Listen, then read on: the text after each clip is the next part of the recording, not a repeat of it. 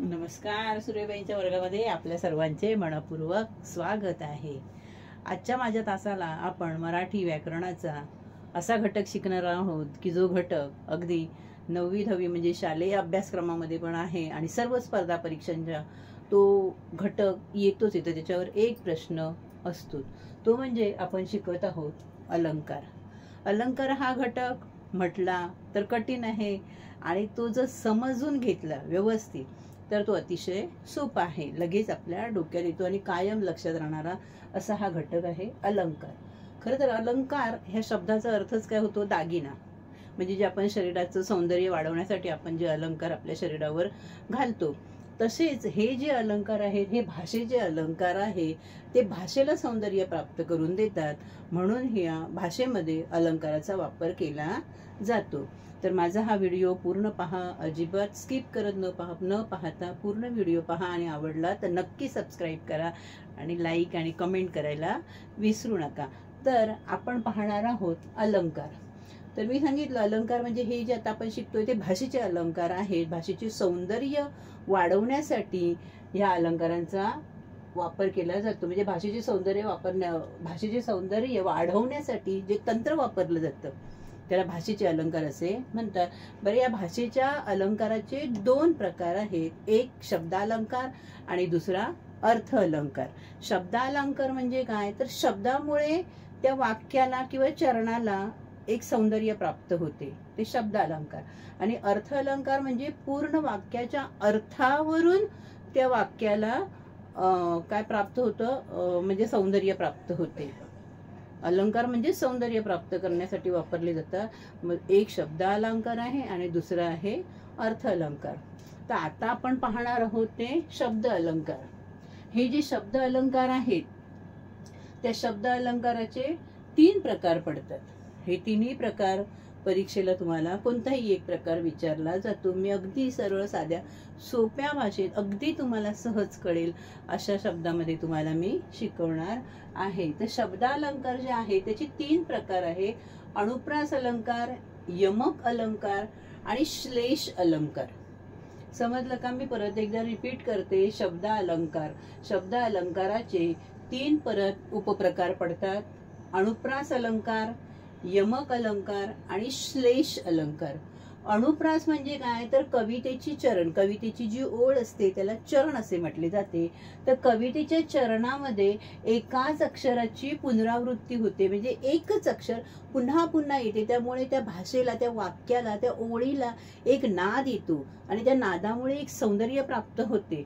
त्याला म्हणतात अनुप्रास अलंकार. बघा हा, कवितेच्या चरणामध्ये किंवा गद्याच्या ओळीमध्ये सुद्धा त्या एकाच अक्षराची पुनरावृत्ती होते. एकाच अक्षराची पुनरावृत्ती म्हणजे प्रत्येक वाक्यामध्ये तेच अक्षर आल्यामुळे काय होते, त्या भाषेला, त्या वाक्याला, त्या चरणाला एक सौंदर्य प्राप्त होते.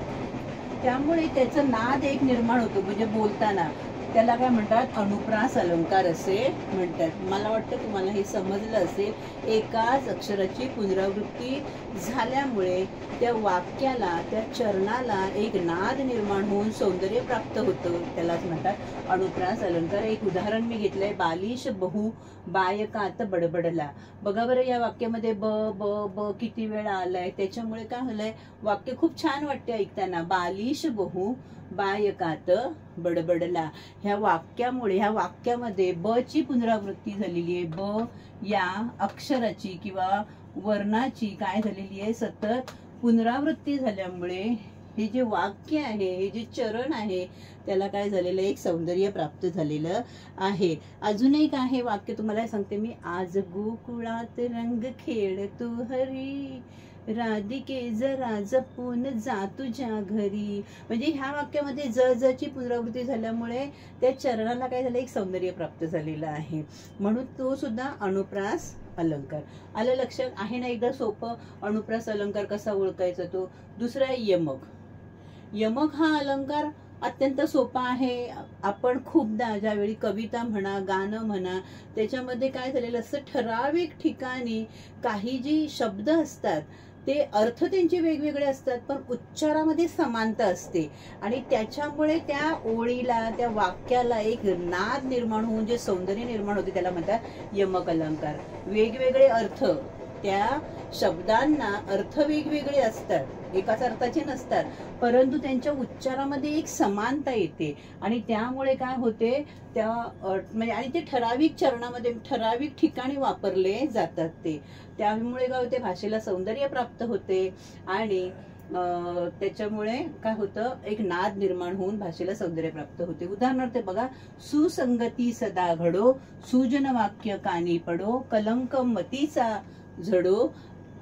हा जो ह्याच्यामध्ये यमक जुळवलेला आहे बघा, घडो, पडो, झडो, म्हणजे हे वेगवेगळ्या अर्थाचे शब्द आहेत, परंतु ह्यांचा उच्चारामध्ये समानता आहे, घडो, पडो, झडो, आणि त्यामुळे काय झालेलं आहे, एक नाद निर्माण झालेला आहे आणि त्या पूर्ण ओळीला एक सौंदर्य प्राप्त झालंय, त्याला म्हणतात यमक.